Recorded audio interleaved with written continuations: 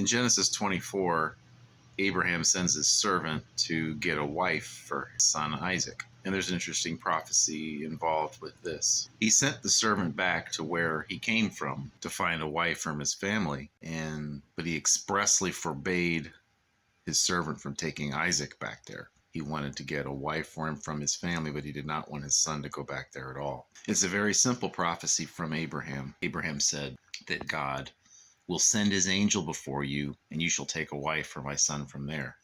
So quite simply, he told his servant that God would send an angel. And while he was going, the servant asked for a particular sign from God, and he got the sign that he asked for. And he was very joyful about this and thanked God for blessing him with success.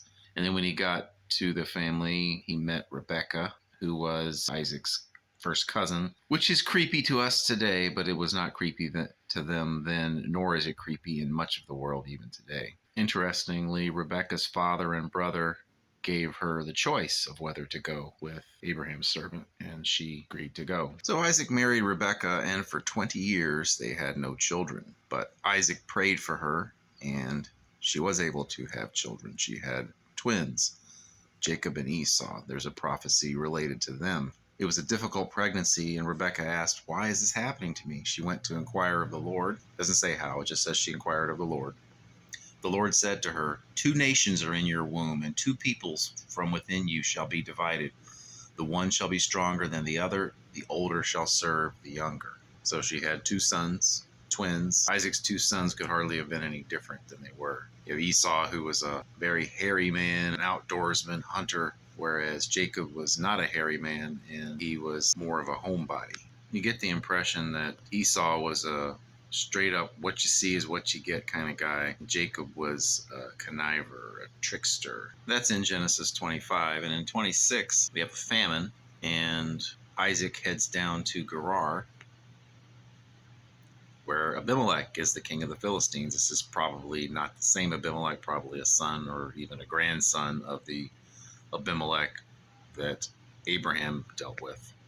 But Isaac seems to have adopted his father's trick of saying his wife is his sister. But it goes a little differently this time. Rebekah isn't taken by Abimelech's people, and things seem to go well for quite a while with the charade. But Abimelech happened to observe how Isaac and Rebekah behaved together, and he figured out she's his wife. And he confronts Isaac, and Isaac explains his trick. And Abimelech's pretty upset. He says, "You might have brought guilt on us if someone had touched your wife." It would seem that the events surrounding Abraham and Sarah were passed on to the previous Abimelech's descendants. And Abimelech protects them. He says, "Whoever touches this man or his wife shall surely be put to death." So Isaac does well there. God blesses him, and eventually Abimelech sends him away because he's getting too strong for them.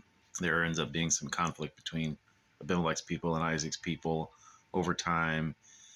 And eventually Abimelech comes and says, "Let's make a deal that neither of us is going to hurt each other." And Isaac made the deal.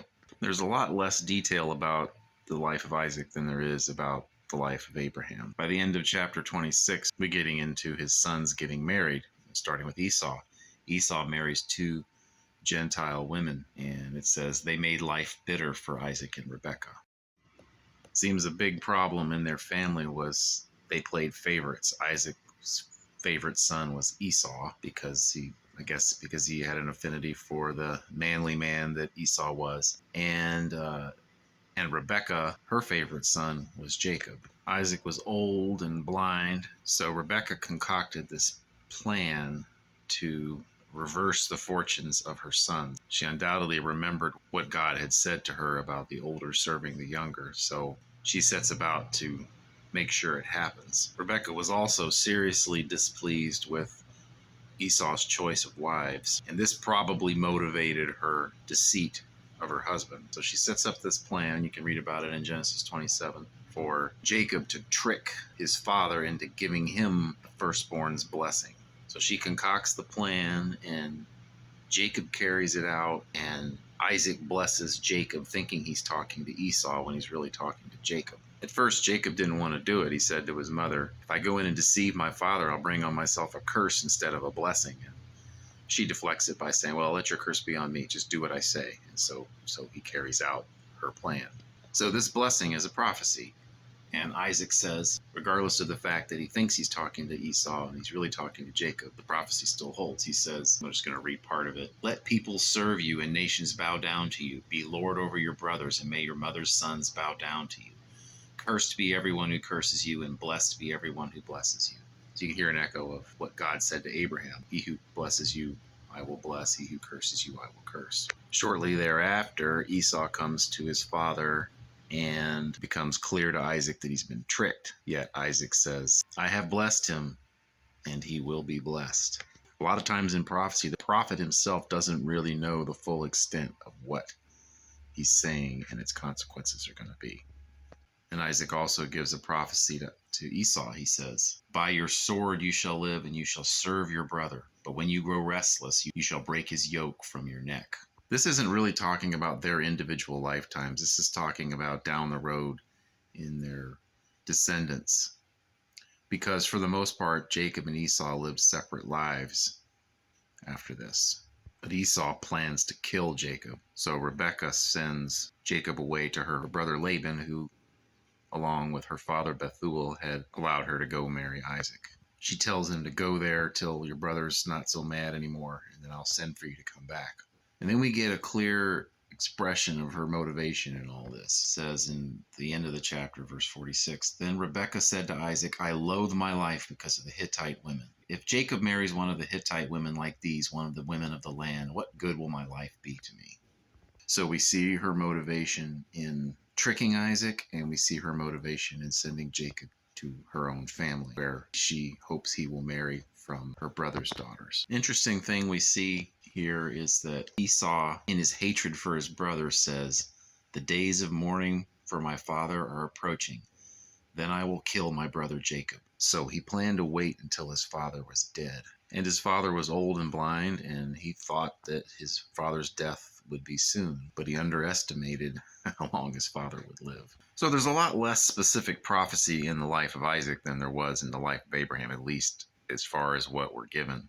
But we're seeing God's hand work in all of this. He worked in getting Abraham's servant to the right place to meet the right woman to marry Isaac. Then there was the two sons, the difficult pregnancy, the grief brought on by the Gentile women that Esau chose to marry, the deceit, the blessing. It's all working to drive Jacob to his uncle Laban.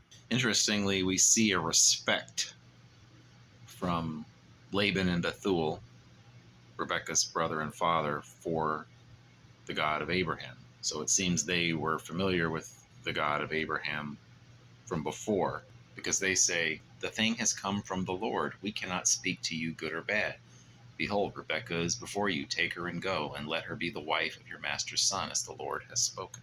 The wealth of Abraham had not been lost on Laban when Abraham's servant first got there.